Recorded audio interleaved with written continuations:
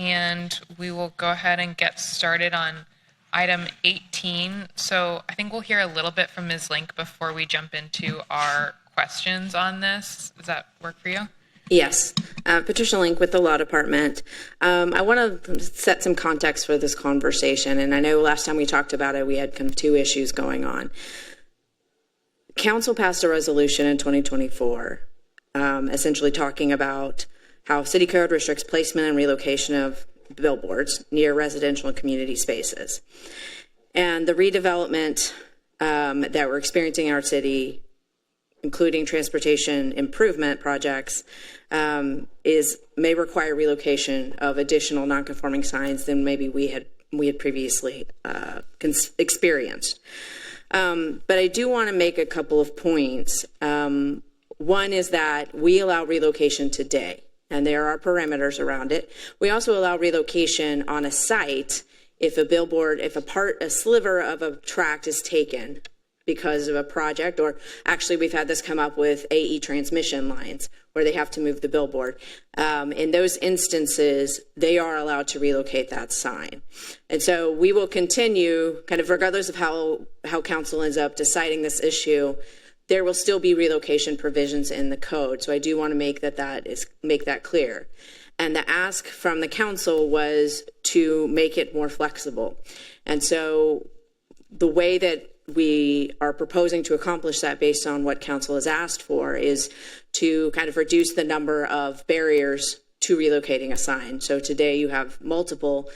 Here it's going to be something that has to be essentially relocated because of a transportation project. So we're going to take the land, or we're threatening to take the land.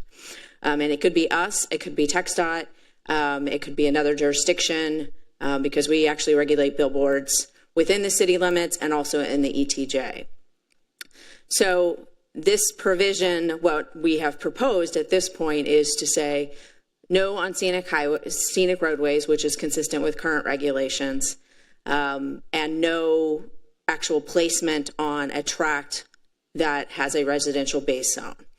So where you may see somewhere, so you could potentially have it on a commercial tract, but really we're keeping it off of the tracts that have residential, and today's current code does require 500 feet. I know there has been a question about whether or not this 500 buffer kind of applies in reverse. So if there's a billboard there, can somebody develop within 500 feet? And the answer to that question is yes. That buffer, if you build, we have the example actually from earlier today, if you have a sign that's there and they wanted to keep that sign there, because that's the agreement they make with the sign owner, because also many times signs are owned by someone other than the property owner. So they may have reached an agreement with that sign owner and said, yeah, we'll let you keep it. And they will be bringing essentially the housing to the sign. And we've actually had that experience on South Lamar for many years. And so they can still build residential near it. It's their choice to move close to the sign. It's not, the opposite is what is regulated, is moving the sign closer to residential. So with that, I'm happy to answer any questions. Thank you so much, Ms. Link. I'm sure we will have questions for you here in a moment. I know we have some speakers on this item. I just want to note beforehand that at our last meeting, we uncoupled the digital signs in the right-of-way from the billboard relocation, and so we moved the digital signs forward to council without a recommendation. So tonight we're just talking about the billboard relocation. I just want to note that. With that, Ms. Brown, do we have some speakers on this? Yes, Chair. The primary speaker for item 18 is Ben Henry. Ben, you'll have 5 minutes. Looks like Mr. Henry is waiving his time. Okay. We're switching over to our speakers in opposition. We have Mari Russ, who's joining us virtually. Mari, you have 5 minutes. Thank you for your time. My name is Mari Russ. As a resident at 1111 East 31st Street, I am concerned about the proposed amendments to Chapter 2510 regarding the relocation of non-conforming off-premise signs displaced by transportation projects. As currently drafted, the section governing non-conforming signs removes the long-standing residential separation requirements for billboards displaced by transportation condemnations. In practical terms, This change would allow a billboard to be reintroduced directly behind existing homes as a by right condition. Such outcome would have clear negative impact on neighborhood livability, neighborhood scale, and property values. As my fairly crude presentation images show, the properties right behind my home have once before attempted to rezone with the specific intent on relocating the condemned billboards from I-35. The images are rough depictions of what could look like in our residential neighborhood already covered by the extension project. Our house on East 31st is just 35 feet wide. A typical billboard is around 48 feet wide. You can see that some of these images only begin to tell the story of how this would loom over our home and our yard and others like it, but realize it would likely be much bigger, adding visual pollution to the tree-lined street. When a similar bill was heard at the state legislature last spring, I was there to testify. I am here again tonight to make sure that you understand all of the stakeholders involved, not just the loudest ones with lobbyists and deep pockets. And I appreciate your time. Thank you. Thank you for your comments. Our next speaker is Lee Ziegler. Lee, you have 2 minutes. Our next speaker is Jeffrey Wolf. Jeffrey is joining us virtually. Jeffrey, you have 2 minutes. Hello, my name is Jeffrey Wolf. My home is located at 1111 East 31st Street, and the properties directly behind my backyard at 1106 and 1110 East 30th Street are owned by the same party whose billboard was recently removed due to highway condemnation. In 2024, that owner sought rezoning of those properties for the express purpose of relocating the billboard, and paused only when a state relocation bill that would have superseded city code failed to pass committee. I am not opposed to rezoning these lots to enable increased density. I would welcome housing there. What I am opposed to is introducing a billboard directly behind my home or any home for that matter. As drafted, Section 2510-152 regarding non-conforming signs removes the residential separation for billboards displaced by transportation condemnations and would very likely enable a billboard to be placed directly behind my house as a by right consequence. This would negatively affect both my property value and quality of life. Austin's billboard rules were designed with a clear balance in mind. When off-premise advertising was banned decades ago, existing billboards were allowed to remain. And when they were displaced by public projects, relocation was permitted, but only under strict limits, most notably a prohibition on relocating within 500 feet of homes or onto scenic roadways. That was the trade-off, flexibility for the city without pushing new billboard impacts onto neighborhoods. I understand the city is anticipating major transportation projects and limited relocation options, and I appreciate the fiscal realities involved. But this change would shift the cost of those projects from public balance sheet directly onto nearby residents by allowing new billboards closer to homes than Austin has historically permitted. To reiterate, I am opposed to introducing billboards into residential backyards as a by right outcome of citywide transportation projects like Project Connect or the I-35 Thank expansion. you. Your I respectfully. time is up. Our next speaker is Robert Schmidt. Robert, you have 2 minutes.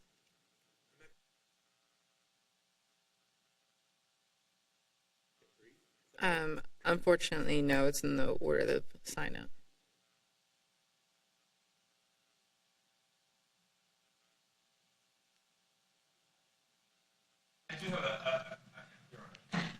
Would you mind just turning your microphone on, please? Yes. I do have a PowerPoint. If you could put that up, I'd appreciate it. There we go.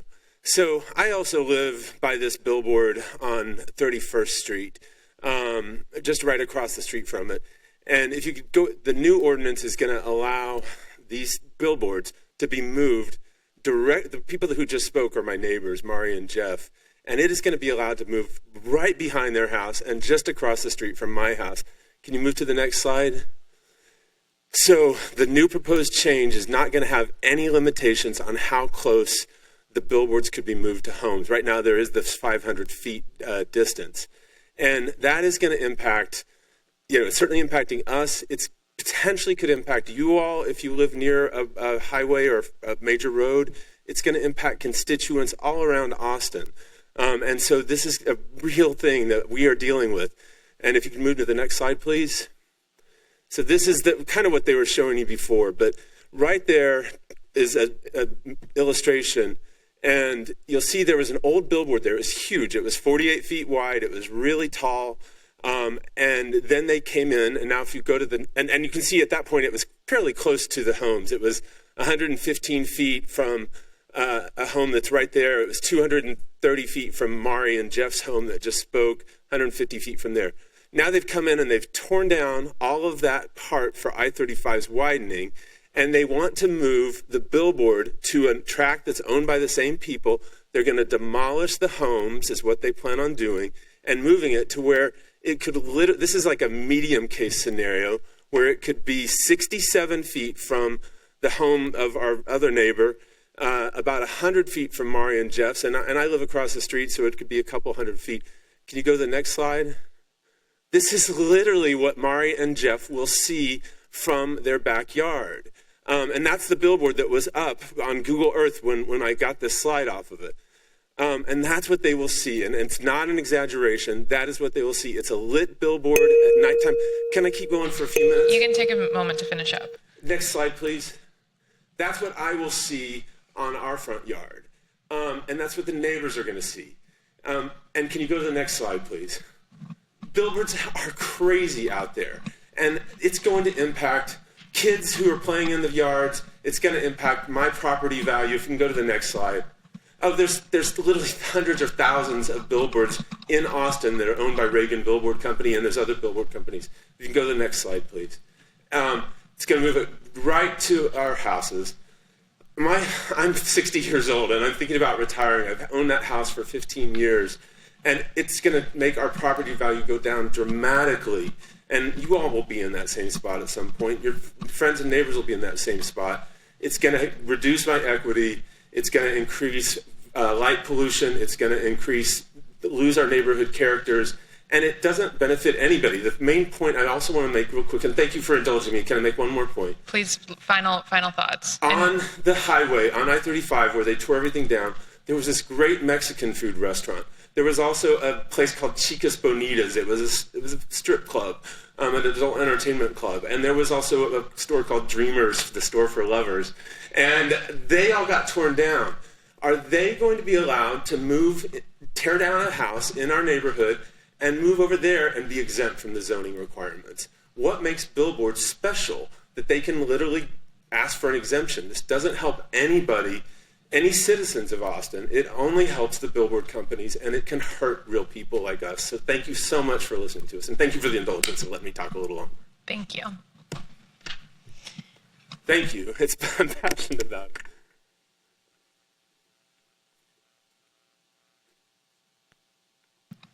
Ms. Brown, do we have any other speakers on this item? No, Chair, that concludes the speakers on this item. Okay. So I'm looking for a motion to close the public hearing. Motion by Commissioner Maxwell, seconded by Commissioner Ahmed. Without objection, that item passes. We'll move into our round robin, so we can take 8 commissioners at 5 minutes each. Who would like to start? Commissioner Skidmore. Thank you. I guess my question is for city staff. And Ms. Link is ready. She's ready. Okay, great. I guess. Okay, so several neighbors have spoken with these project examples as to how billboards could be relocated by eliminating the 500-foot setback that currently exists in our code. Does the city have a different interpretation of the proposed changes? I'm not sure I understand the question, Commissioner. I guess the question is, are they right? Could those billboards be relocated in the locations they showed, less than 500 feet from their properties where under current code they're prohibited? So under current code, they cannot be located within 500 feet of a residential structure. And then this proposed change would remove that 500-foot limitation. It just would not allow the billboard to be located on a site that has a residential base zone. Okay. So if they were located on a commercially zoned property that was adjacent to residential, then the billboard could be constructed there. Correct. Is that correct? Okay. Last time we discussed this item, I had asked staff to provide us further context on essentially a cost benefit or a fiscal note. Was one prepared as to the additional cost necessary to comply with the current ordinance versus what is being proposed? There is not data that is sufficient to allow us to calculate that. Do we know approximately how many billboards are potentially being relocated with the I-35 project? So No. I-35 Central, just limited to the core. We've asked TxDOT for that information, but we don't have it right now. Because the I-35 expansion is a TxDOT project, so they would be responsible for having the billboards, requiring the billboards to be moved. Do we have an estimate of how many billboards would be relocated for Project Connect, phase 1 of the light rail? We have asked for that as well, and we do not have an answer for that right now.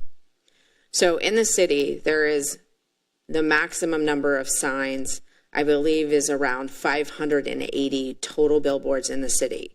Because in 1983, if it was standing in the city limits, it could continue. And as we kind of, brought land into the city, annexed, if they already had a billboard, they were allowed to keep it. That same goes for our ETJ.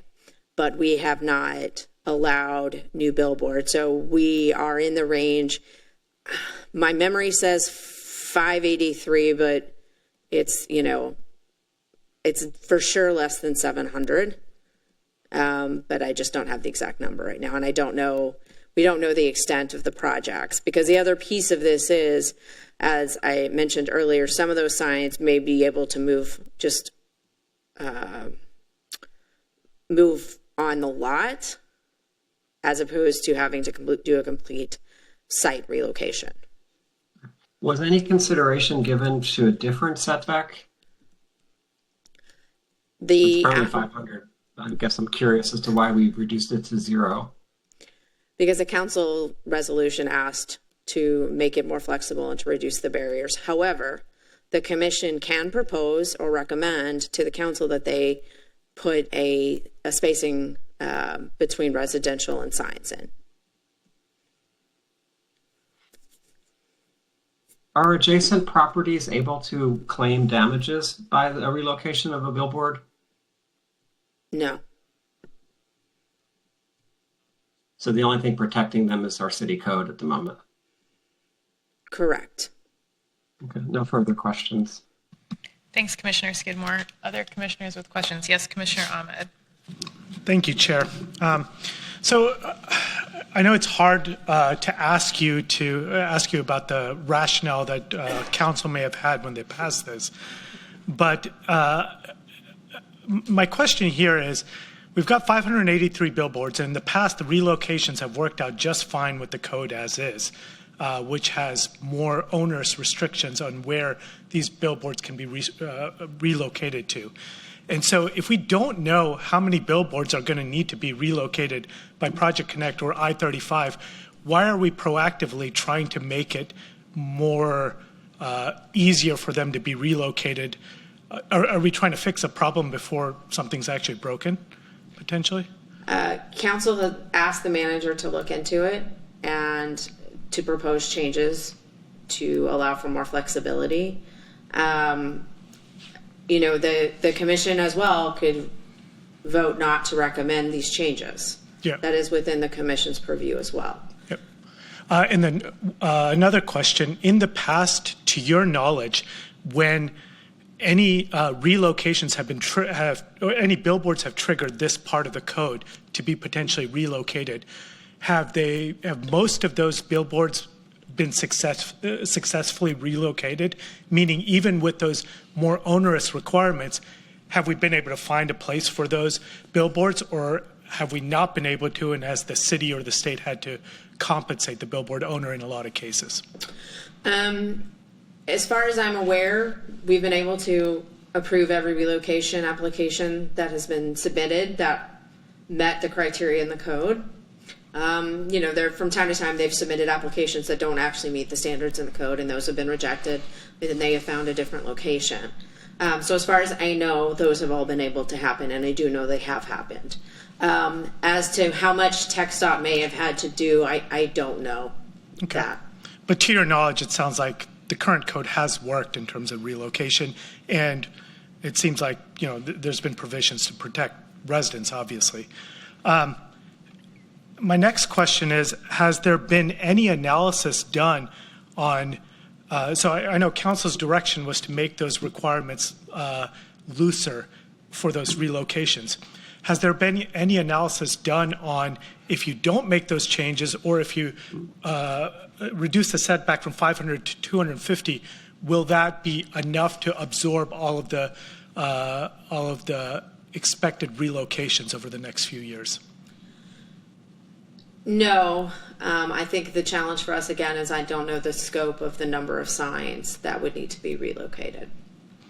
And then finally, is it possible to maybe revisit this again after we have some of this information on how many need to be relocated and have a better sense for how many of those can be absorbed with the current regulations and with maybe what you're proposing, and maybe also with a 250-foot setback from residential, but also limiting the large billboards to just the, what's it called, this, the major highways, essentially, which is what the current code, the expressway corridors.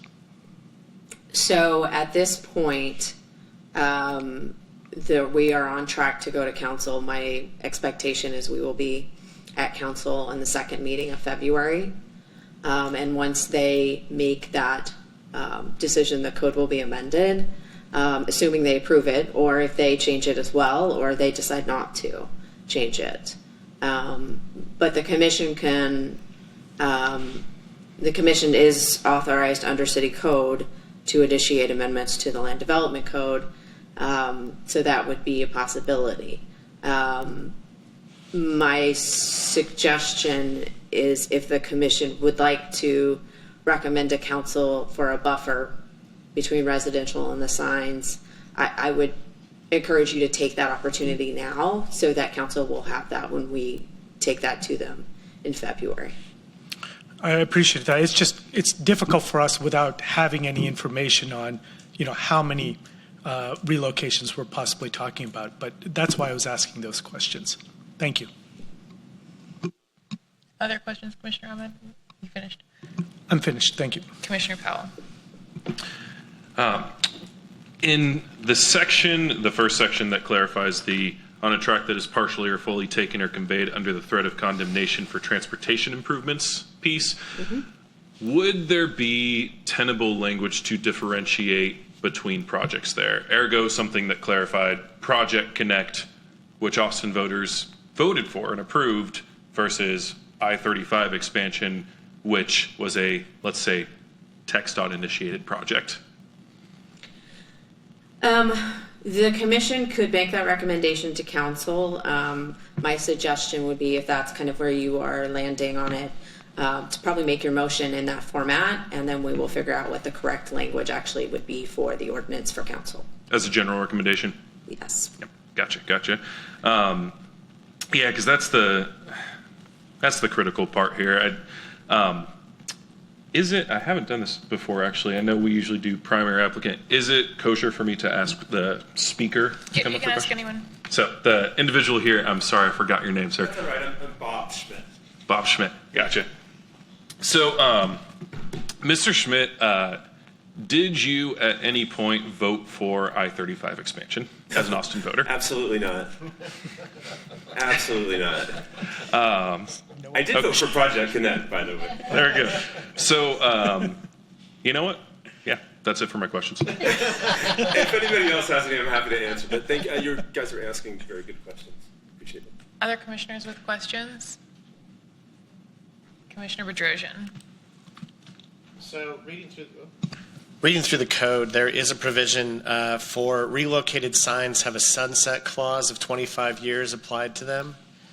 And I assume these relocated signs would fall under the same category. Is that correct?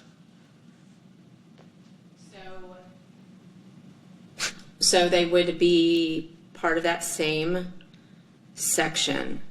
However, if the council requires signs to be removed, we will be required to pay for them. Sorry, the sunsetting of the signs happens after a 25-year term with the relocated sign. Understood, but the state law says that we have to pay for the sign if it has to come down. So that clause only applies to a sign that's voluntarily moved by the owner?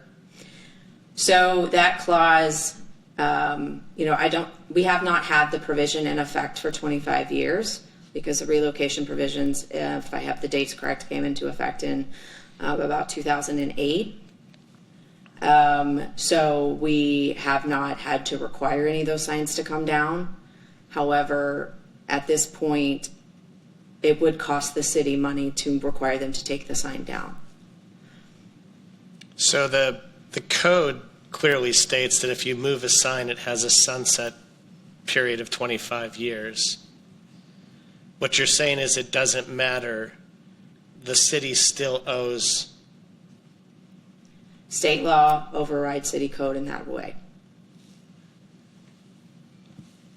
That is an interesting statement that really changes the entire nature of this case for me. I appreciate that and glad I asked that question.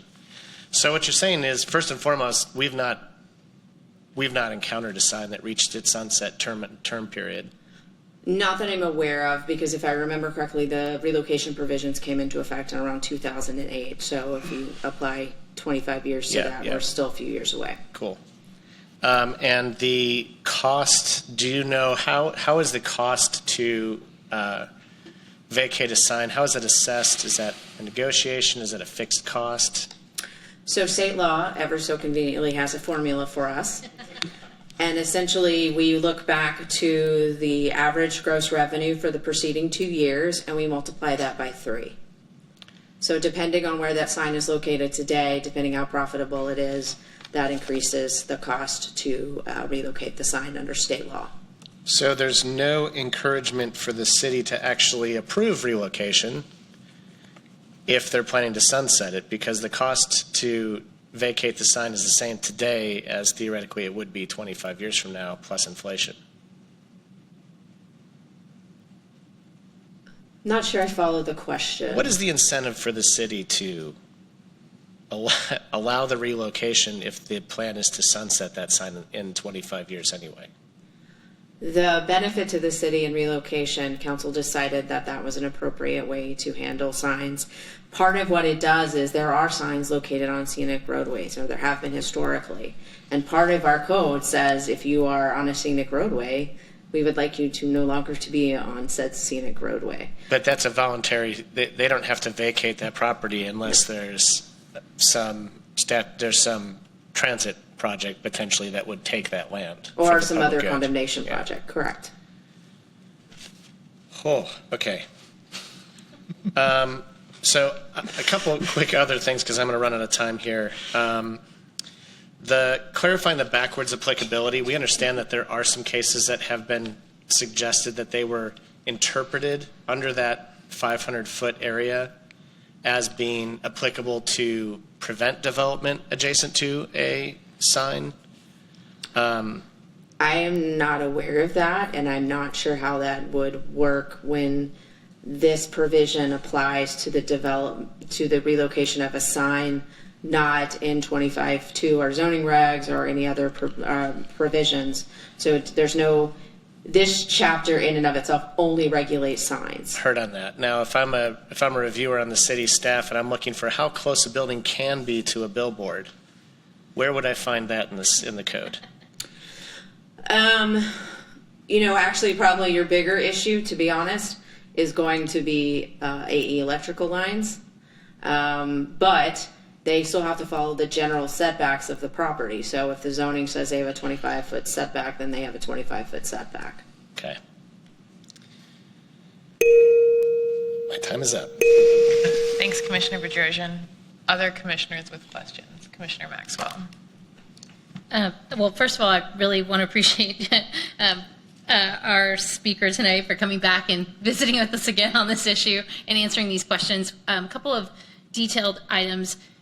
Within the site of an existing, so for the TxDOT situation specifically, we've seen that in certain situations, the land that's condemned is only part of a parcel.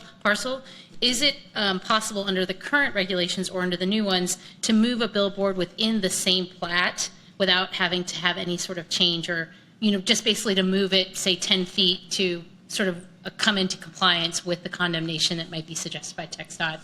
So if a sliver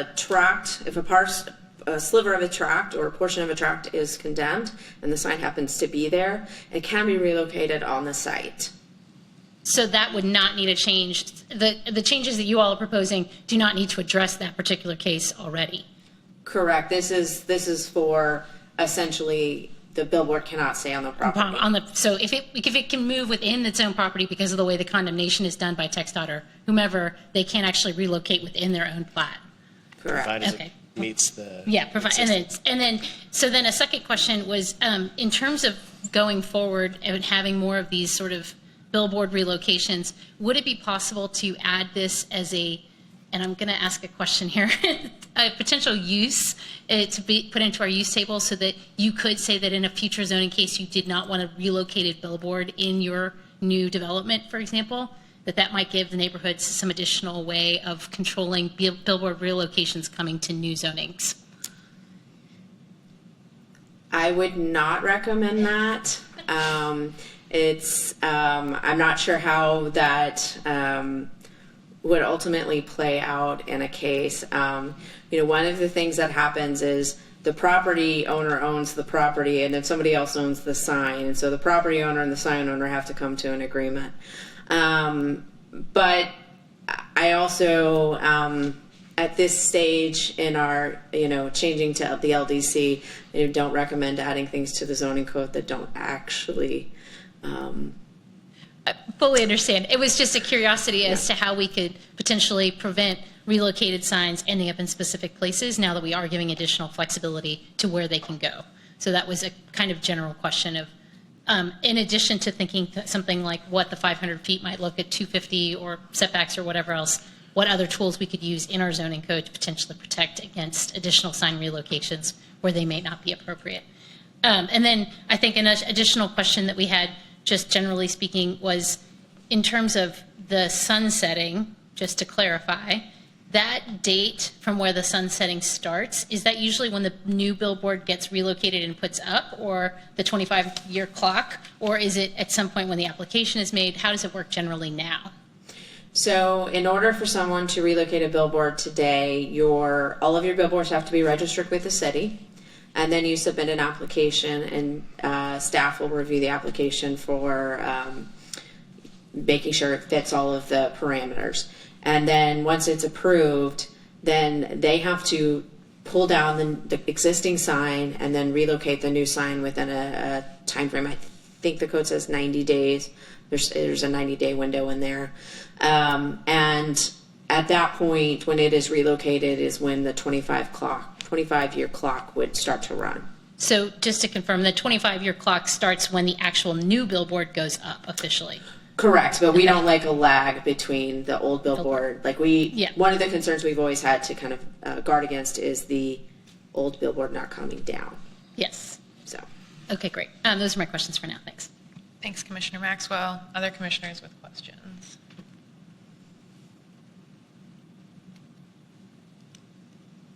Okay. Chair. Yes, sorry. Sorry, Britton. I raised it slowly and quietly. Thanks for letting me know. Go ahead. Of course. I think really have one question, and then I certainly will have some thoughts during potential debate on a amendment.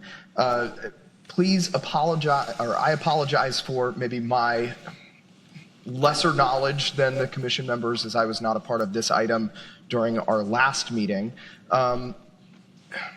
Why would TxDOT or ATP or another governmental agency or pseudo-governmental agency, when they condemn a piece of land that has that billboard on it, why would they not pay for what is essentially a taking under a project that they are undergoing? Why would that financial burden fall onto the city? I understand there are some regulations at play here that may make this complicated. So in an instance where TxDOT is condemning land, if there is a billboard on it, they will have their obligation as the condemning authority.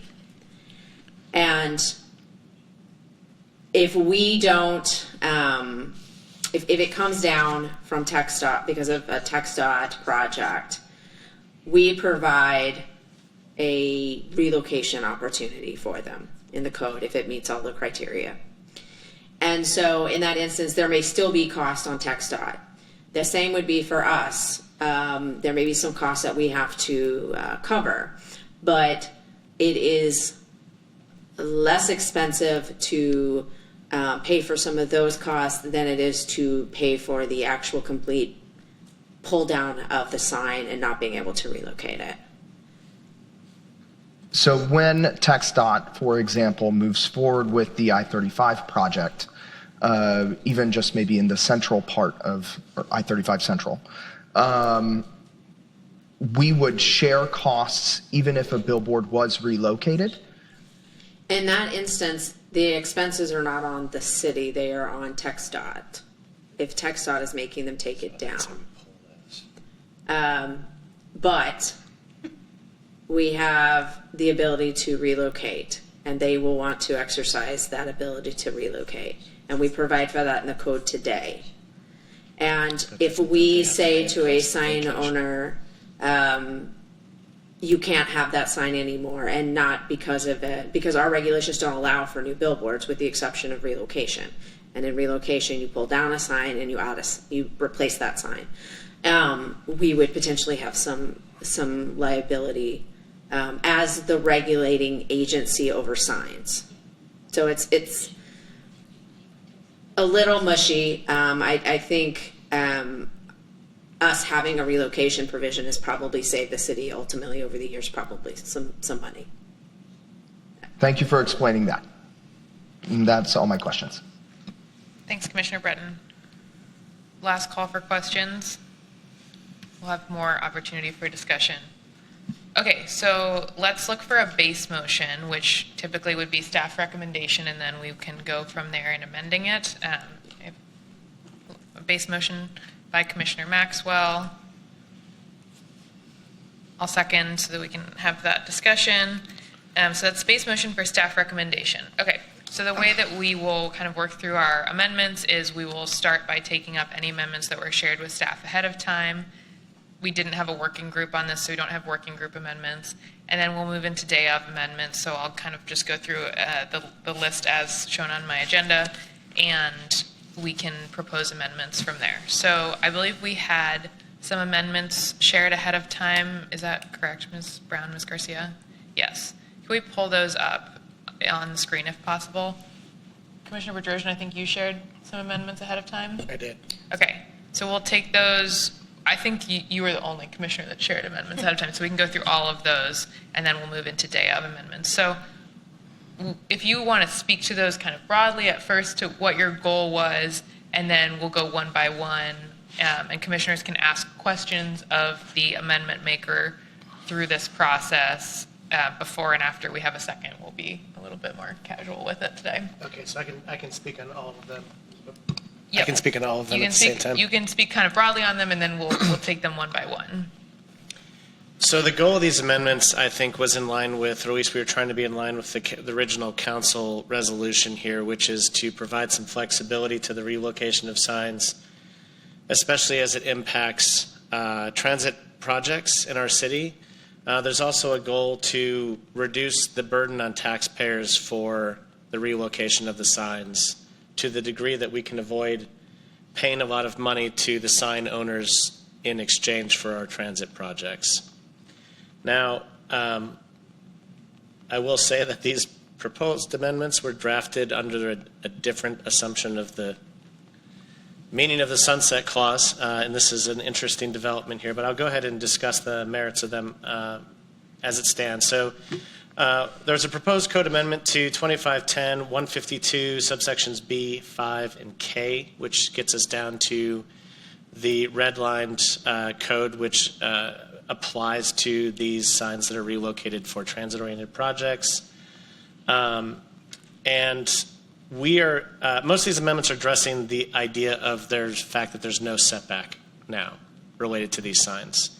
So there's a couple amendment opportunities here. One is to limit the sign location to the setbacks and residential compatibility that impact the base zoning of the site that these land on. So what that would do is limit the sign location to the same provisions we would hold a building to in those cases. So the sign could not be any closer to the property line nor any taller to the property line than a building could in that instance.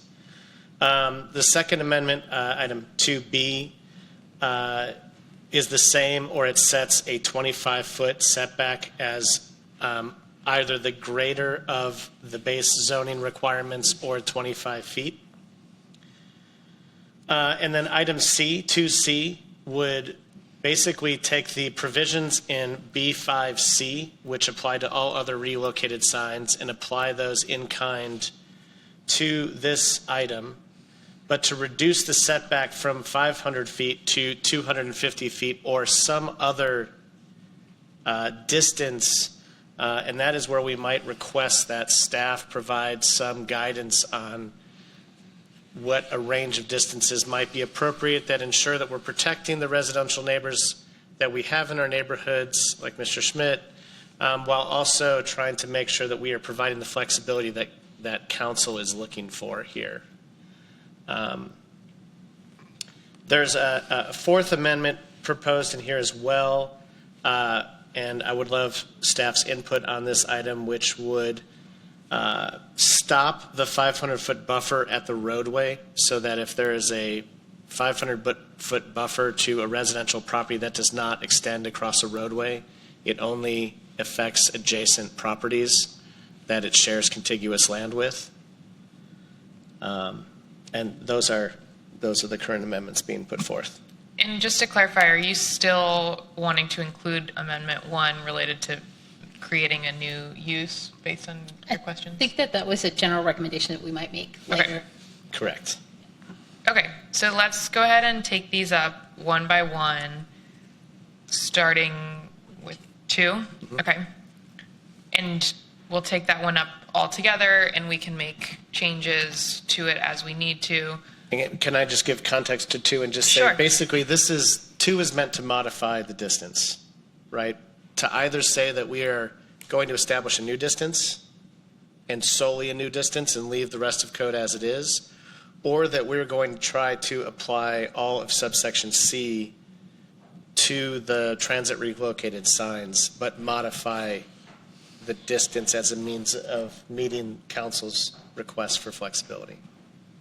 Okay, so before we make a motion and a second on this, I think it would be helpful to just have an opportunity for the commission to ask questions of you, the amendment maker, especially questions like, would you consider changing the distance to something like this, so that when we make our motion in a second, we're kind of locked in on that language. So do any commissioners have questions? Yes, Commissioner Maxwell.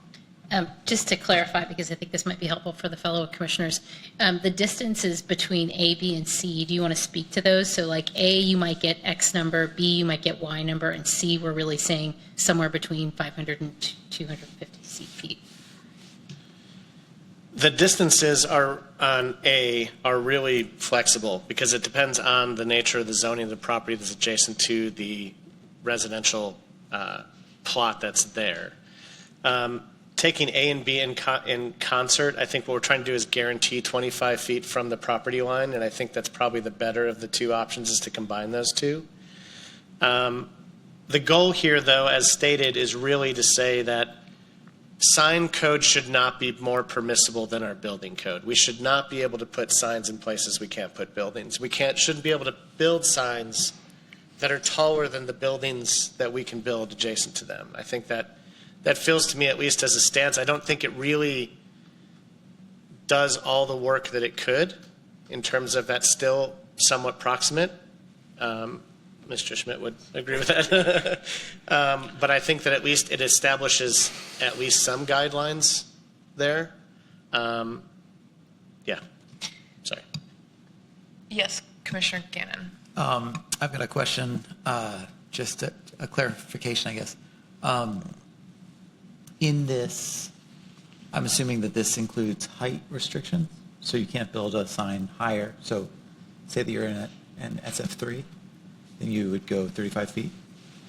And if you're in a commercial zone that's located adjacent to a residential zone, would compatibility still be in play?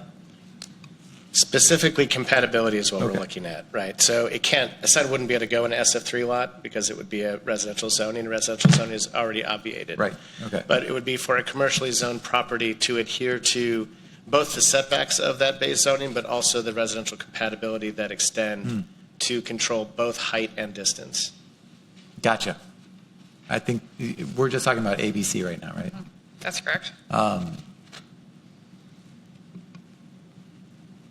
Are we just talking about A and B or A, B, and C? We're talking about A, B, and C. Okay, so C is to add back in some buffer zone. Yeah, some number. Okay, great. Other commissioners? I've got a question. Go ahead, Commissioner Heller. Okay, cool. Commissioner Bedurzian, when you guys were contemplating or kind of talking about this, is the area of concern really the ones that are adjacent to the current work that's going on I-35, or are there other areas where you're kind of going, hey, there's a really good likelihood that this is going to impact, city residents? Yeah, it's Does that make definitely, sense? yeah, of course. It's definitely both. I think one of the things we discussed, it would be ideal to keep the billboards that are on I-35, not specifically speaking to your billboards, sir, but like generally speaking, if we can keep them on commercial properties and adjacent to the highway, it seems like we'd prefer to at least keep those out of our secondary roadways if possible, so that flexibility comes into play there. But my office is on Burnett, and when I walk out the door and look up and down Burnett, it is replete with billboards up and down the entire corridor. And I'm conscious of the fact that if a future transit project were to happen there, it would impact many, many billboards along that route. And there is some concession for how do we move these. So having no regulation about adjacency to residential is concerning, I think, for any neighbor along this path, that suddenly could be on the property line. So we're trying to figure out what that magic spot is where there's restrictions, but we're providing the flexibility that council is requesting. Because the flip side of this is, and I don't know exactly, and staff may be able to provide some elucidation here, I'm assuming if a piece of land is taken for a transit project, can the sign owner request that they be bought out? Who makes that determination? Do you know that? My suspicion, it would be the sign owner who would make that decision. So they would have the ability to say, I'm going to move my sign, or no, city, it's staying, or you got to take it from me, basically. They could, Okay. but just to be quite frank, the likelihood of them doing that is very low, because that wipes out an entire income stream for them. Correct. I think the question, though, before us is how many properties, as we move forward, if we had to move, say, 50 signs all at once, would Reagan Outdoor be able to find 50 sites to move these signs on in that time period quickly? And then the concern on the flip side there is, does this become a burden to said transit project? No, sorry, I'm not asking that as a question. Okay. I'm purely talking to Commissioner Heller at this point. Sorry. Commissioner, can I get one more point of clarification? Yes, go ahead. And that's just so I understand what we're discussing here in terms of the amendment. Are we talking about taking a sign of a certain size that's currently in use for advertising and forcing it to be smaller or otherwise inferior to comply with the size limitations? Is that what's on the table here? I don't think that this would not adjust the size. There are provisions in the sections that don't apply to these relocations, I believe, that do permit a drop in size to gain access to a commercial site area or the commercial sign area as opposed to solely an expressway sign area. But currently, under the current red lines, that does not apply to these specific relocations. What it could do is drop their height. But more importantly, Yeah, but height's a quality that the advertiser would think is important, right? correct, but what it does is it pushes those signs to the street and keeps them from the back of the property. Like it encourages distance from residential properties. I'm just thinking that in enforcement of this, there's a material loss in value to the owner of the billboard. And if that's the case, then you're kind of right back where you started, where there's some type of cash payment being made to the owner to accept this inferior advertisement placement. I might counter that statement with the fact that they currently have a 500-foot setback, which means that most of these properties that we're talking about are not even available to them, right? So we're offering them many other properties, and they could still build a sign pretty much as tall as they're asking for today. It would just be much more distant from a residential property than Mr. Schmidt is worried about it being next to his house, because there would be a compatibility tent that they would have to stay outside of. Got it. Okay, cool. Thank you. I'm going to pick up on that line of questioning, actually, and just clarify for myself when we're talking about item 2. It looks like my understanding of this is that we're considering either A and B or C. Is that correct? Yeah. Okay. So I guess I'm a question to the motion maker. Would you consider thinking about it solely in terms of C for the reasons that Commissioner Hiller is bringing up, that the limitations of height? I really appreciate the work that y'all put into this and thinking about how obviously we shouldn't have a sign higher or closer than we would allow a building, but I do think that it creates additional complication, and I think the potential for our compatibility within our code to change creates additional complication, whereas creating a new buffer that might be slightly more flexible than the existing buffer feels like the simplest solution. Are you open to just going with C? Absolutely. I think what we need to consider, though, is C is structured slightly different, because C claws back all of the other provisions of Section C, not to confuse the two of them. But Section C includes a whole bunch of other provisions about where signs can be located, and we can modify that as well and only apply the buffer to the first 2 points. I wonder about including all of the provisions in Section C with a slightly reduced buffer. And that is exactly what C is, yeah. That's what item C, not Section C is. Yes. And I think that makes sense, because I think we do want to include those additional provisions. And I guess my next question would be, would you consider a buffer of 400 feet, given that we unfortunately don't have any data to show how difficult the relocation of these existing signs is? I want to make it easier, but we don't know how much easier we need to make it, and I don't want to get too close, because we kind of swung for the fences on this when we don't really know whether we need to relocate these that much closer to homes, or is there a number above 250 that you, the motion maker, could be comfortable with? Could I ask a question of staff? Yes.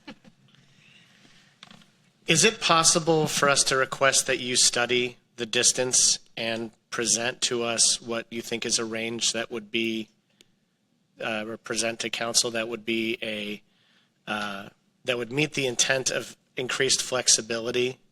Because my concern is if we do 400 feet or even 250 feet, that's larger than most of the boundary distances of any commercial property, which still puts it still makes a lot of properties no longer applicable. So that the question then becomes, is it 100 feet? Is it 125 feet? Is it 150 feet? I don't know where we get to that magic point where suddenly we've unlocked the additional properties we need to unlock.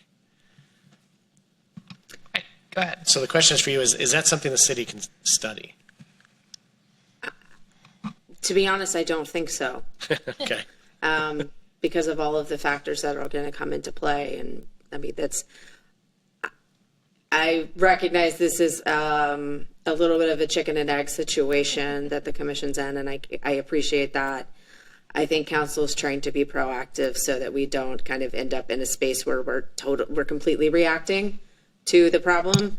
But, you know, if the commission believes there should be a spacing, if there should be a distance between the sign and residential, that is a recommendation that you should make to the council if that's what you as a body believe. So just to finish out my question slot, I guess I would ask you, the motion maker, if you would consider choosing a number that feels right to you, having spent a lot of time and doing a lot of research on this for item C, and, you know, it's possible that someone might make a substitute motion, but we will start with something. Any other commissioners with questions? Yes, Commissioner Ahmed, go ahead. Thank you. I appreciate it. I feel like this is a case of if it ain't broke, don't fix it, because we've had certain regulations in place for a while, and we haven't had trouble relocating those signs. And we're anticipating or worried that there's going to be a big flood of them.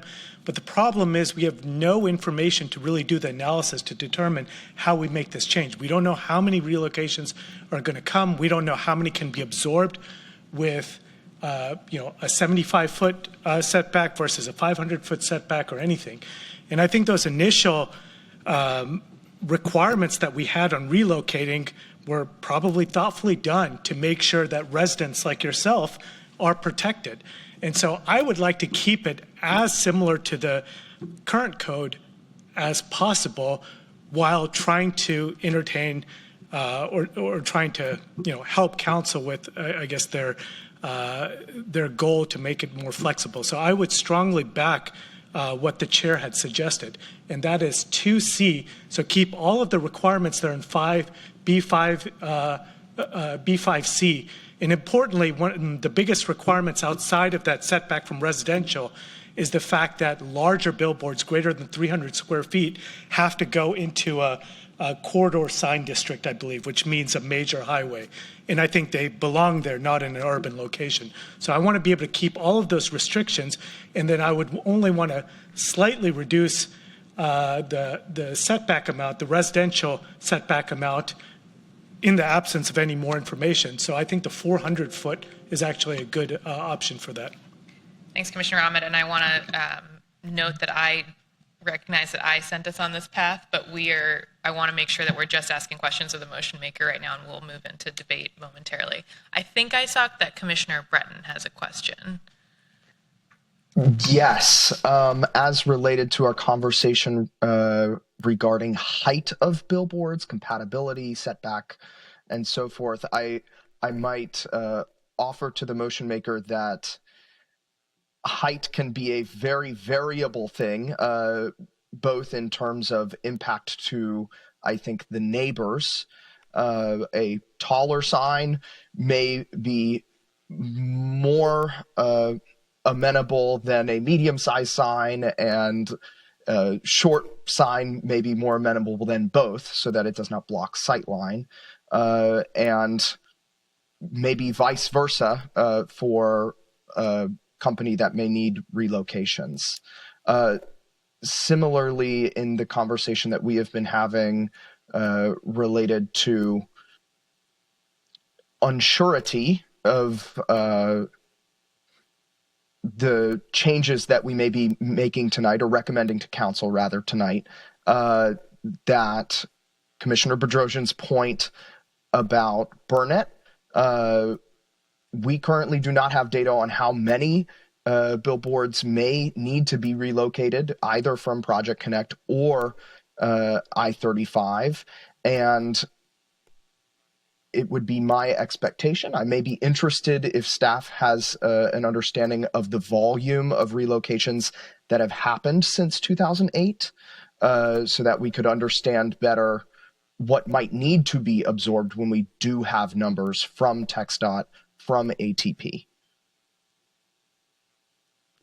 Maybe less questions, more just offering some thoughts. Is that a question for staff or just a rhetorical question? If I can ask a question for staff if I can can ask for staff to answer that question, yes, I would like to know if we have an idea of volume, relocations per year, maybe as a metric. I total relocations. do not have the numbers. I believe since October, we have not had an application come in for relocation that I'm aware of.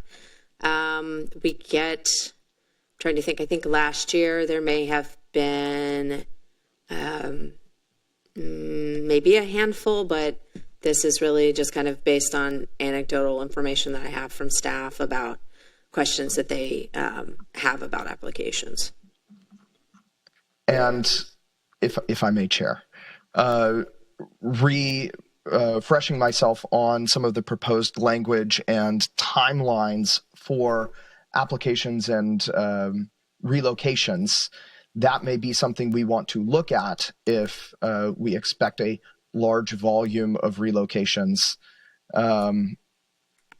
It takes work for everyone to look at and approve and agree to where those relocations may happen to.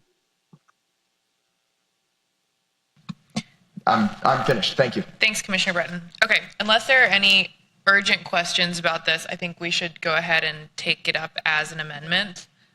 Commissioner Bedrosian, would you like to state the final language? Am I allowed? Am I permitted to adjust the language? Of course. Okay. So I would like to put forth an amendment that limits the relocation of a non-conforming sign as described under 5AV in the code we have been discussing to the base zoning setbacks or residential compatibility requirements of the base zoning to a triggering adjacent residential property or 150 feet, whichever is the greater. And that would apply to both the height and the distance in terms of the compatibility. Great. Looking for a second by Commissioner Maxwell. Thank you.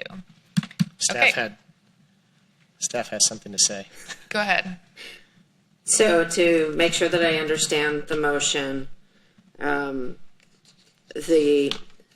distance between signs and residential is going to be the greater of the base zoning setback or the compatibility setback or 150 feet. 150 feet.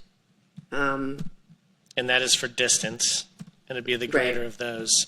And the height would be limited to the base zoning district or compatibility, whichever is the more limiting. Okay. I guess that would just fall to base zoning because compatibility tops out. Right. Okay, just so that the commission is aware, city code right now says for a relocated sign, the maximum height is 42 feet above grade level street pavement. That is in code? Correct. Okay. Then I may take the height restriction out of there. Okay. So I have an amendment that limits the relocation of a non-conforming sign to the base zoning setbacks or residential compatibility requirements or 150 feet, whichever is greater. Does that capture Yes. your amendment? Would we need compatibility at that point, though? If it's the greater of 150 or no? I guess this really just sets it at 150 feet. It's 150, yeah. Base zoning and compatibility. I mean, would there be any case where base zoning would come into play? No, I was not aware of a height restriction, so I was trying to make sure, once again, that the intent here is that we can never build a sign closer or taller than a building. Well, sorry, can I ask questions right now? Not really. did I capture the amendment as you would like it? You can change it at this point if your second agrees.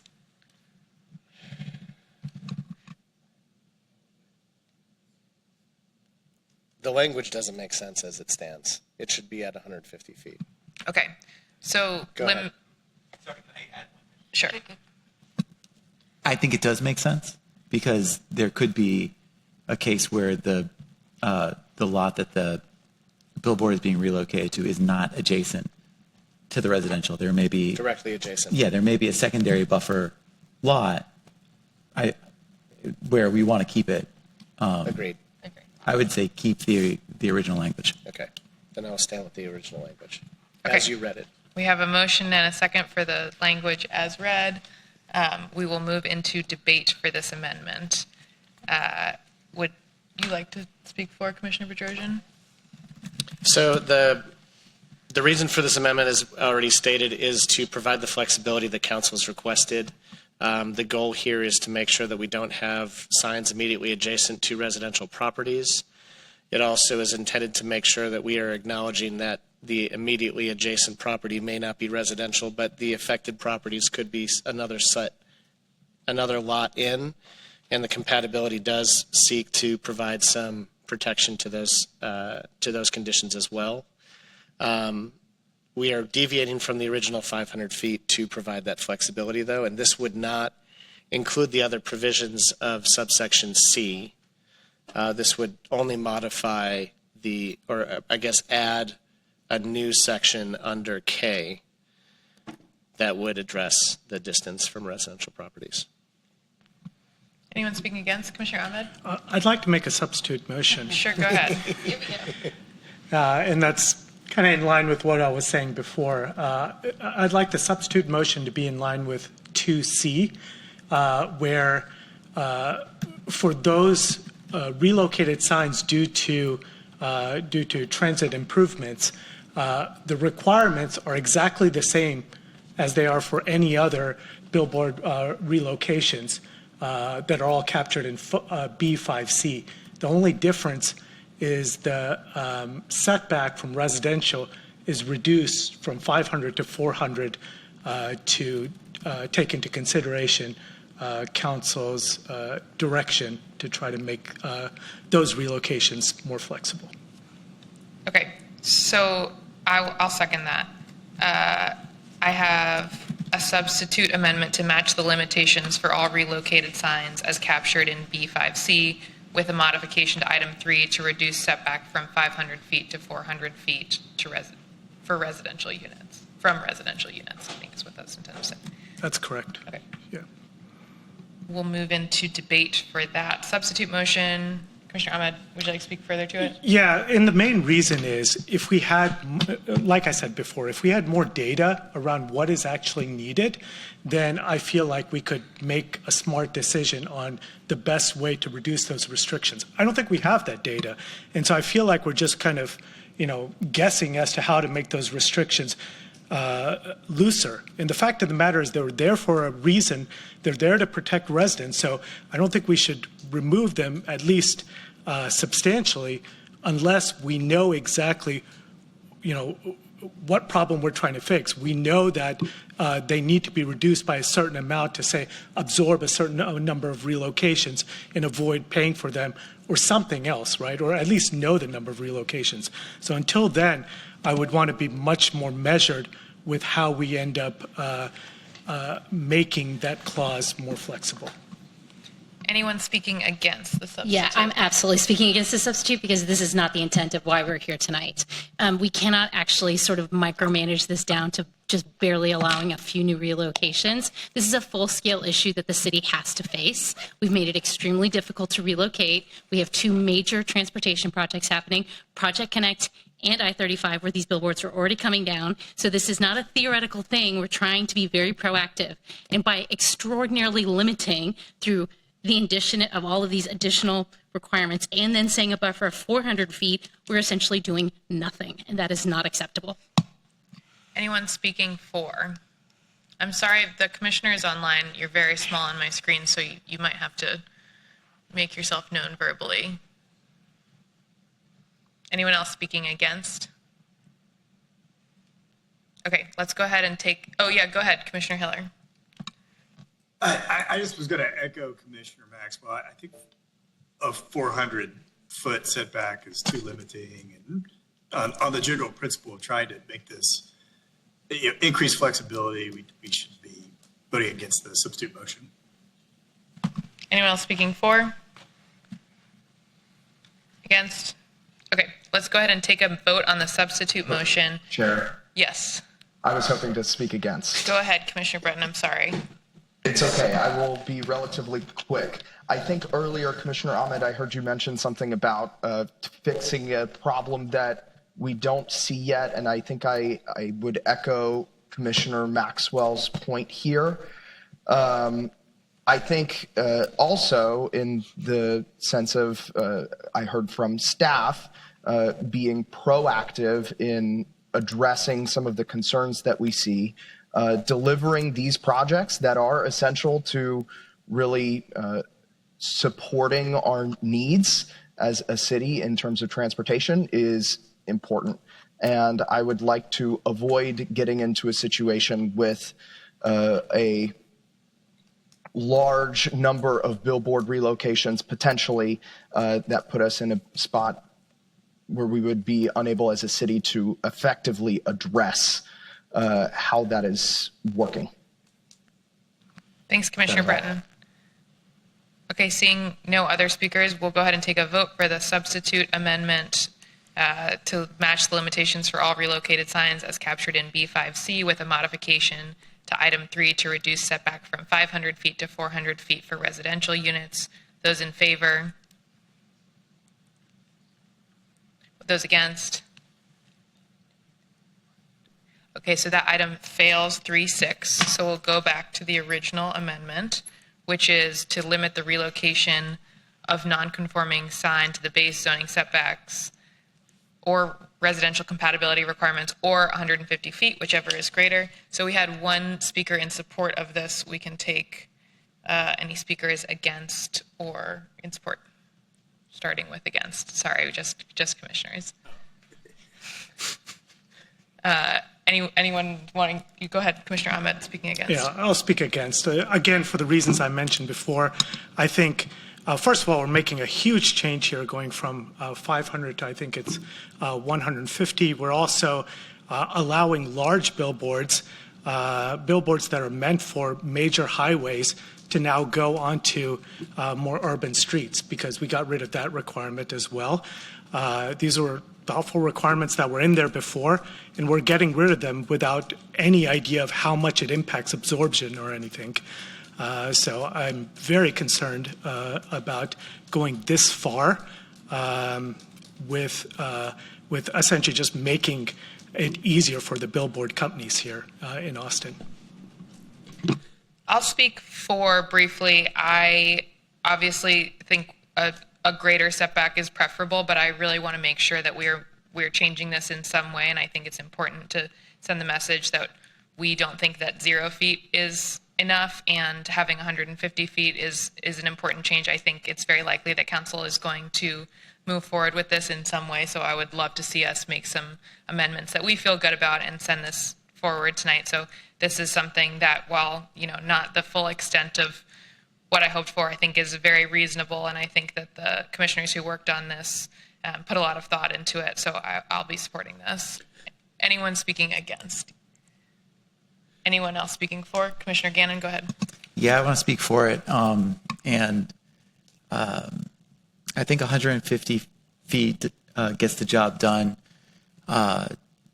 to avoid what our neighbors here are concerned about. Because if you think about a typical residential lot, you're typically around 50 by 150. And so if this pushes you at least 3 lots away, I don't know, I feel like it's a good compromise, and it gets them out from the resident, right next to the residential. So I feel like 150 will get the job done. These billboards are pernicious, is that the word? And I feel like they are sort of a toxic entity in our neighborhoods. I don't think anyone is pro-billboard. I mean, I guess there are a few people who make their money on billboards who are pro-billboards. But generally speaking, I think that it's sort of a blight on our community. What do we do about the 580 that are here so that they don't? I think that, anyways, I'm supporting it. Chair Woods, before you take your vote, I want to get a clarification on the motion. Sure. You had referenced the base zone height as being the max. I think that was removed. I think Okay, that I just any wanted to reference to clarify, height was 'cause removed. if we are on CS zoning, that is far beyond 42 feet. Yes. Thank you. Height is as currently restricted. With 2 more spots against, if anyone would like to speak against. Okay, seeing none, let's go ahead and take a vote on the amendment to limit relocation of non-conforming signs to the base zoning setbacks or residential compatibility requirements, or 150 feet, whichever is greater. Those in favor? Against? All right, that motion passes 8-1. So let's move on to our next amendment from Commissioner Bedrosian, which is item 3 on our list. Commissioner Bedrosian, can you speak briefly? Can you tell us a bit more about that? Yes, and I encourage debate about this one. So this one would modify the 500-foot buffer so that the buffer does not extend across roadways. So this would apply only to the currently permitted relocations. This is not a part of the amended relocations. Staff is signaling she has something to say. So we are noticed to talk about relocation as it relates to transit or transportation projects. I relinquish this amendment. Thank you. And then number 4, I think also there's an amendment in there. Or no? No, we clarified. Okay. So no further amendments that have been shared ahead of time? Yes. Okay. Commissioner, if we wanted to discuss one, and, Yes. and I think that this is actually more of a general recommendation if everyone is open to that, just to further explore how we can manage. And this is actually a staff question that came, I was considering this. We currently track these relocations and have a reporting tool for that. Is that correct? There is a specific application for relocation applications, so staff receives those applications, correct? And would it be helpful, I think, given that we might be expecting a number of relocations, given what's happening with these transportation projects, that we actually make that an official report or some sort of data that's available so we can then have further sort of modifications per the concerns that we've heard tonight, that the relocations are proceeding in a sort of orderly fashion, shall we say? I can certainly talk to staff about making that available. Yeah, so I think that would be my general recommendation, would be something along the lines of, monitor and review relocations given once the new ordinance is in effect, and report to council with concerns or recommendations to address any additional concerns. Go ahead and second that. Before I second, questions for the motion maker? Okay, I will second. We'll move into debate. Would you like to speak further? Yeah, I think I just sort of what I was addressing here with my particular idea, which was making sign relocation a use, which may not be the best answer, but more generally speaking, understanding how many of these sign relocations we start to see as these projects move forward, the outcomes of where they're going to and the impact that it's having on our residential neighborhoods, and then adjusting these regulations or other zoning tools as needed as these number of relocations potentially continues to increase. Anyone speaking against? Anyone else for? Yes, go ahead, Commissioner Powell. Given the circumstances, this sounds really reasonable. Anyone else for or against? Yes, go ahead, Commissioner Ahmed. Yeah, I think that's great. I mean, at the end of the day, we need data here, and that was why I was against this change in the first place. But if we're able to get that data that you're talking about, then we can modify this to what's actually, solves the needs of the council and the needs of residents. So I'd love to get this as soon as possible, so we're not just guessing on a number here. So I have a general recommendation to staff to monitor and review relocations once the new ordinance is in effect and report to council on the effectiveness of the ordinance, including impacts on neighborhoods, with the intent to modify if needed. Amendment made by Commissioner Maxwell, seconded by Chair Woods. Those in favor?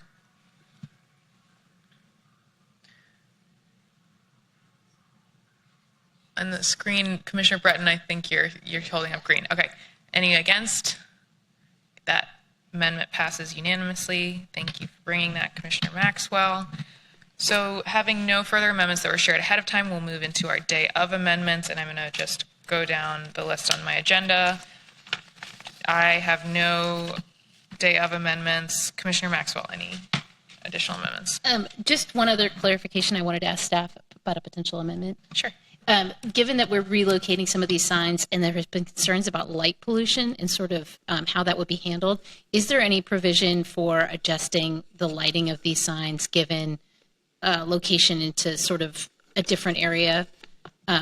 Or is that a potential thing that we could recommend?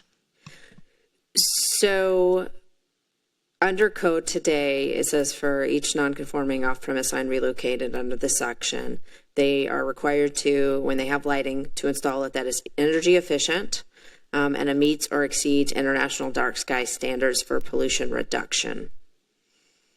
So I don't know if you want to go beyond that. Yeah, I think that was the question because Okay. given that I guess my understanding is that some of these signs are quite bright.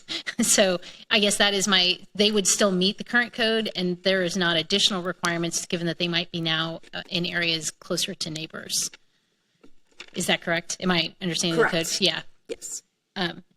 So maybe this is, again, just a general recommendation that staff could examine the additional regulations around the lighting of signs, relocated signs, as needed or recommended by, I think, individuals. Do we want to make this a general recommendation or specifically for those signs that are adjacent to and face residential properties? Yeah, I think that's actually an excellent. I would appreciate incorporating that into my amendment or to my general recommendation. So just including the adjacency and or facing towards residential properties. Any questions for the motion maker? Okay.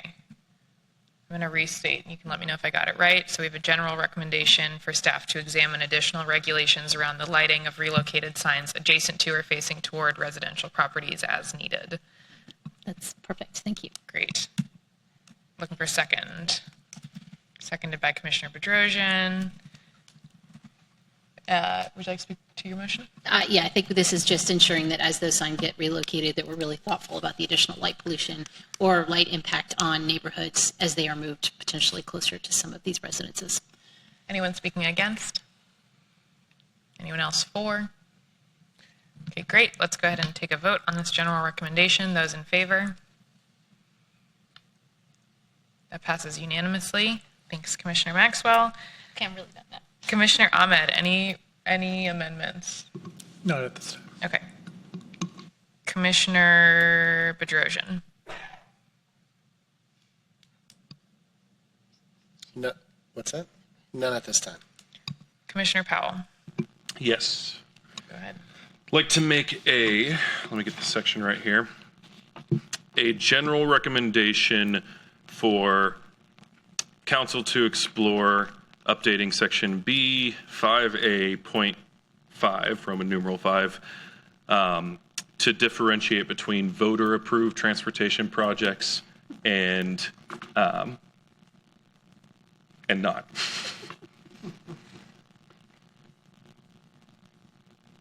To be more specific, I'd say transportation projects approved by a ballot to the residents of Boston. However it's best to phrase that. Any questions for the motion maker? Would those properties or those projects that are not voter supported or voter approved, would those default to the original statute? See, in my book, yes. And I recognize the multitude of issues with this. It's just, I'll go on a full rant about it later, don't worry. But the big thing that is frustrating me here is that, Austin voters approved Project Connect. Not all of them, but this is how a democracy works. Austin voters said, yes, we're going to build a train. We're going to take everything that comes with it that has some negative externalities throughout the process, and that's just part of the process. No voters approved this I-35 expansion, or when we're talking about what's happening with MOPAC, and it just feels horrifically unfair for that to be pushed onto the residents. I recognize that this general recommendation is somewhat pushing it onto staff to deal with and city council to deal with, and that's not fair either, but I would just lean towards the residents here who never really had a democratic voice in the process. So it's a general recommendation. If there's a way to differentiate it, I think the negative externalities on the policy side for council and for staff are worth dealing with compared to pushing those onto residents. Ms. Link, are we noticed for this? So it would be a further limitation on transit or transportation projects. So yeah, you could do that for this particular set of relocations.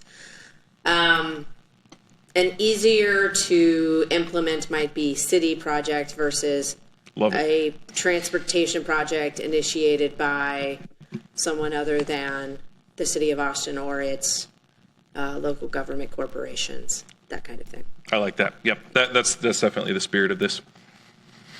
And again, it makes sense that it would pass notice, as this is carving a subsection out of the greater whole that was noticed. Not even, to be clear, not even actually carving a subsection out, but recommending that council consider doing so. Any other questions for the amendment maker?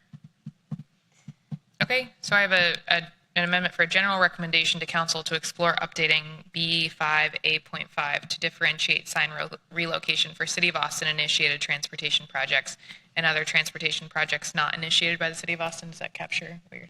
Absolutely. Look for second. Seconded by Commissioner Gannon. Would you like to speak further toward your... Yeah, absolutely. Again, it's a general recommendation. It's something I'd like to see the city tackle.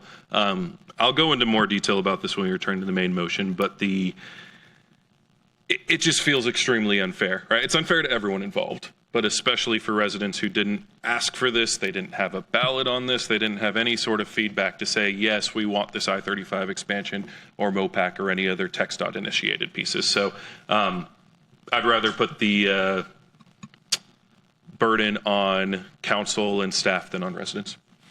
Anyone speaking against? Anyone else speaking for? Okay, let's go ahead and take a vote. Those in favor? Those against? Okay, that item passes 8-1. Commissioner Breton, do you have any amendments? I don't have anything. I have two concerns, but I am not sure if we are appropriately noticed to cover these in a way that would fully alleviate my concerns, but to maybe address them for transit-related, transportation project-related relocations may help. I'll just state them out loud and see if anyone is willing to support me in this effort. First is the time as related to the allowable time from when that notice, the notice comes to the billboard owner that the land or part of the land, the piece that the billboard sits on, would be condemned, and the amount of time that the owner has to fully move that billboard, take it down, and put up a new one. I just can foresee a possible problem with volume if we have not had the capacity or expected the capacity, or the code is written with an expected volume that would be far magnified when we do a large project. But again, noticing requirements here may prove to be my downfall. I'll look to Ms. Link to let us know if that falls within our... I think what you have described is essentially if a basically the billboard owner reacts timely to their condemnation notice, then they should get the benefit of this. But if they don't, you would not want them to get the benefit of it. No, rather, if a billboard owner has a number of signs that they must find locations for to relocate, and we give them only a certain amount of time to do so, and our staff only a certain amount of time to approve that, that we may not be expecting the volume and be able to react accordingly. Does that make sense? I may be misunderstanding a piece, and I appreciate staff or commissioners speaking up maybe. So generally speaking, the timeframes that we're concerned about are the times from which they apply for a relocation permit, the time that they construct the new sign and remove the existing sign, the sign that has been relocated.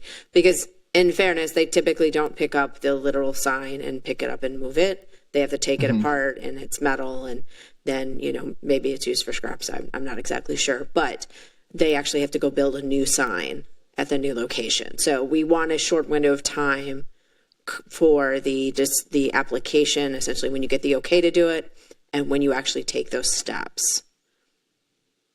I see. Okay. Then I will abandon this line of questioning for the moment. The other concern that I have is related to the sunset clause. It does seem that currently we have not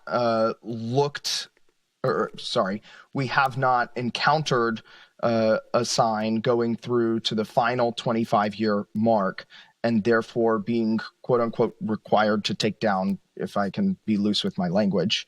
And I would be concerned possibly that we might encounter an issue at the end of those 25 years if we have code that says that such a thing might or should happen and have not planned for that accordingly.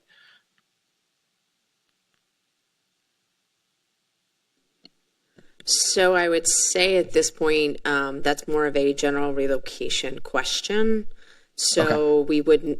We're not noticed for kind of overall relocations, just these specific ones. And any signs that would be relocated under this new code, we would be looking 25 years At 25 from now. years from then, yes. Okay, well then that answers my concerns, or at least how we might be able to address them for this time. So that is all that I have. Thank you, Chair. Thanks, Commissioner Breton. Commissioner Skidmore, any amendments? Commissioner Hiller. I'm good, thank you. Commissioner Gannon. None here. Okay. Do we need a second round? Okay. So we'll move back to the base motion, which is staff recommendation as amended. That was a motion made by Commissioner Maxwell and seconded by myself. Let's move into debate for our base motion. I'll start with anyone who would like to speak for. Commissioner Maxwell.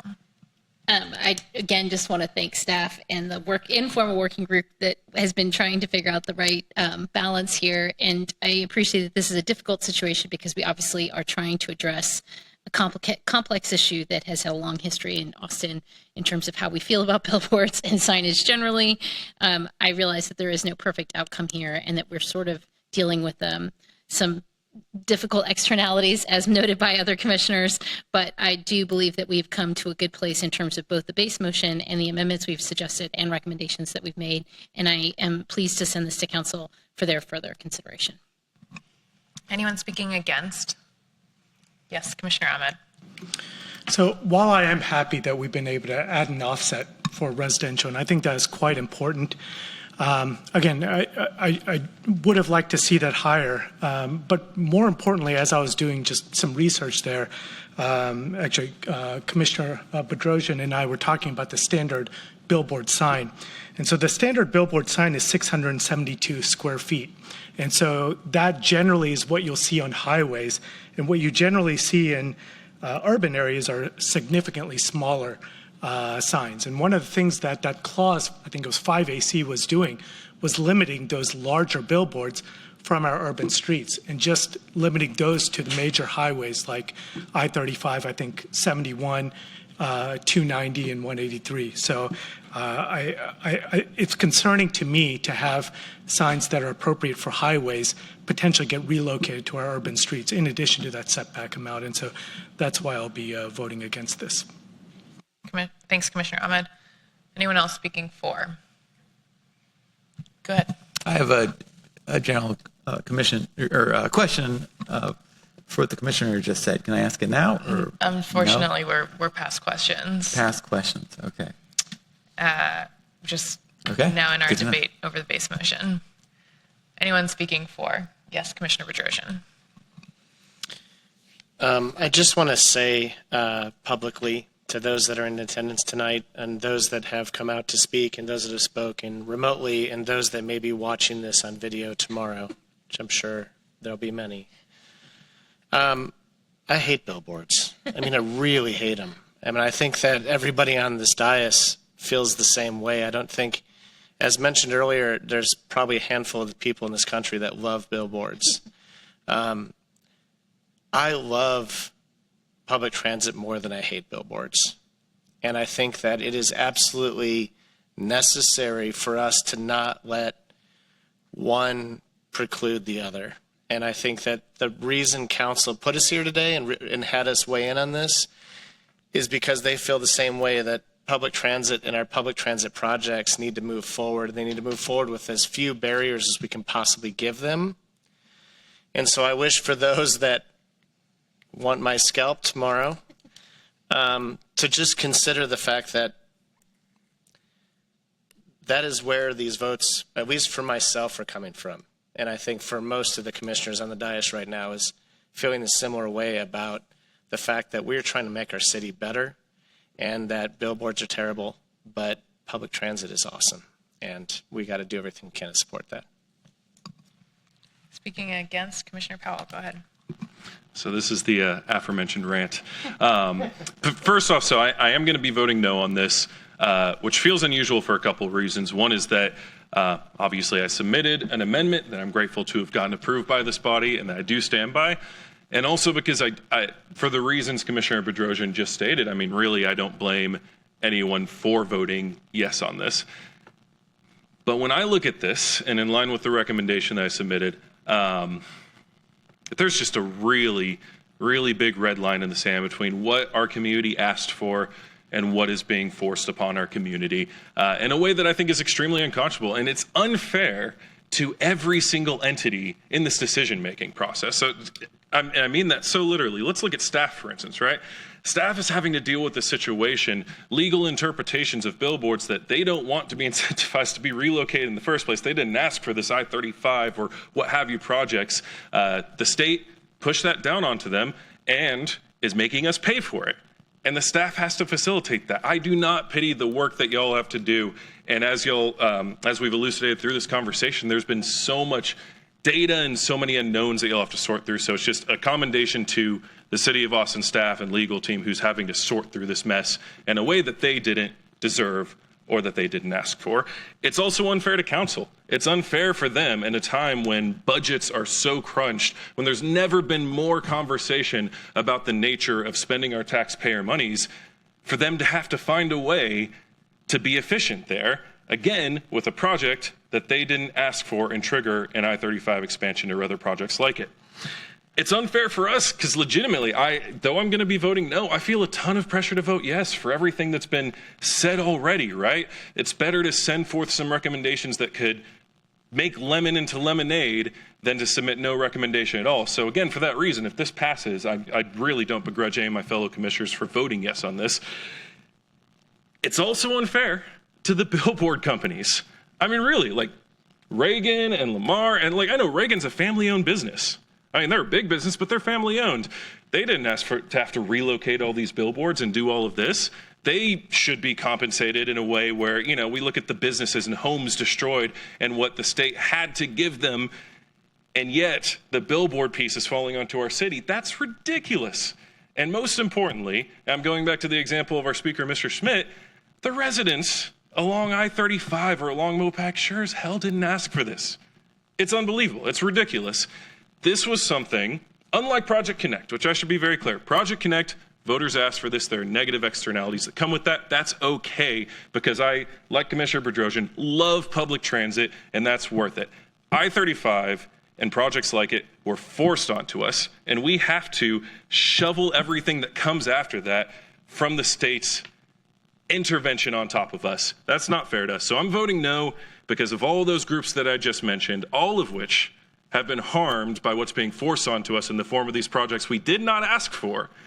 Of all those groups, I'm going to go with the residents in this situation. But again, I don't begrudge my fellow commissioners. I don't begrudge council for doing what they have to do to make this an efficient use of taxpayer funds, to make projects come to fruition in the best way possible. I just can't leave this dais today without pointing out how absolutely ridiculous this all is. Anyone speaking for? I'll speak for. I'm going to just take a very lukewarm, positive vote on this from sort of a reduction of harm standpoint, because 150 feet is better than nothing, but I hope council will think about expanding that a little bit. I think it's really unfortunate to have to discuss moving billboards any closer to anyone's home. I think Commissioner Bedrosian said it so well. None of us like billboards. None of us like having this debate. But we really want to prioritize making our public transit possible. And in a case where we're replacing existing advertising rather than adding new advertising, I'm going to support this because I would like council to see the work that we did and the resolutions that we passed, because I think they're really important in reducing the harm of this. And I would encourage my fellow commissioners to do the same, because I feel that council is going to pass this, and I would like to at least have had some hand in making that distance a little bit greater from residential areas. Anyone else speaking against? All right, let's go ahead and take a vote on the base motion for staff recommendation on item 18 as amended. Those in favor? Those against? All right, that item passes 7-2. Thank you so much to Ms. Link for all of your work in answering our questions on this. Thank you so much to our speakers who are here this evening, and to all of the staff who have worked on this, and to the commissioners that spent a lot of time working on these amendments. It's very much appreciated, Commissioner Bedrosian and Commissioner Maxwell.